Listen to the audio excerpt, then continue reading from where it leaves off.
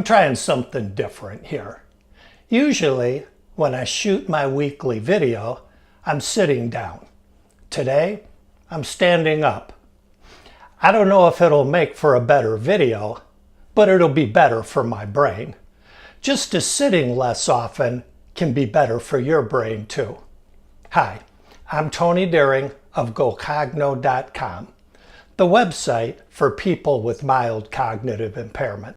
Some things are obviously bad for brain health. Cheeseburgers are bad for brain health. You know that.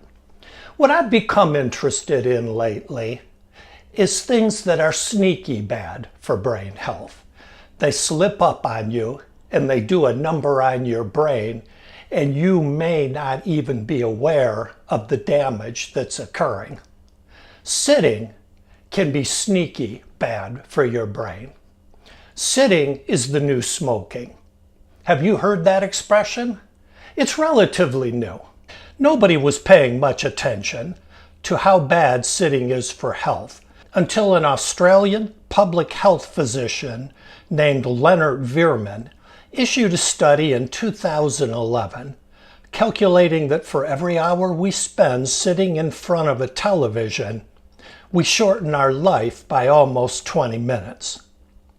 Being sedentary most of the time not only shortens the lifespan, it also increases the risk of heart attack, stroke, diabetes, depression, and cancer. But now, here's something even more concerning.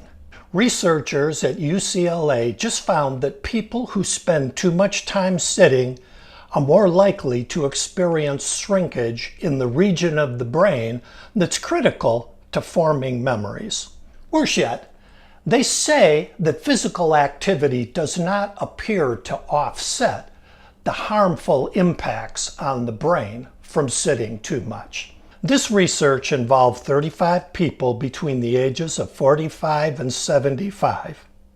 They were asked about physical activity and the average number of days they spent sitting over the last week.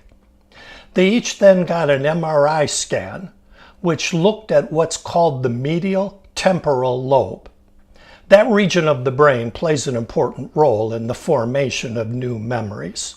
They found that the more time people spent sitting, the more likely they were to have a thinning of the medial temporal lobe, and that was even true of those who did a fair amount of exercise. Now, people who do a lot of sitting and no exercise fare worse. So you definitely want to get physical activity. The recommended amount is 150 minutes a week. That could be, say, 30 minutes of walking or going to the gym 5 days a week, or it could be smaller amounts of time, as long as it adds up to 150 minutes over the course of the week. But when it comes to brain health and health in general, it's becoming increasingly clear that if you put in that 30 minutes and then you spend the rest of the day sitting on your duff, that amount of activity is not enough to compensate for the potential damage that sedentariness is doing to your health. So what's the answer? Well, finding other ways to be a little more active. Park a little farther from your destination and walk a couple of blocks. Take the steps instead of the elevator. Look for active hobbies, not just passive ones.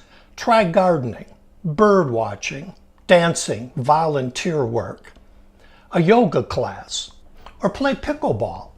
I've heard that's fun.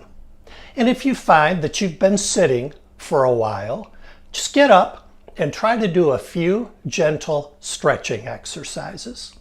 I hope that this has inspired you to live a little more actively. Are you already finding ways to do that?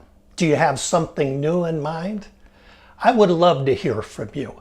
Tell me about it by posting a comment below or send an email to me at tonydeering@gocogno.com. I hope to hear from you, and I hope to see you again next week. Until then, as always, be kind to your mind.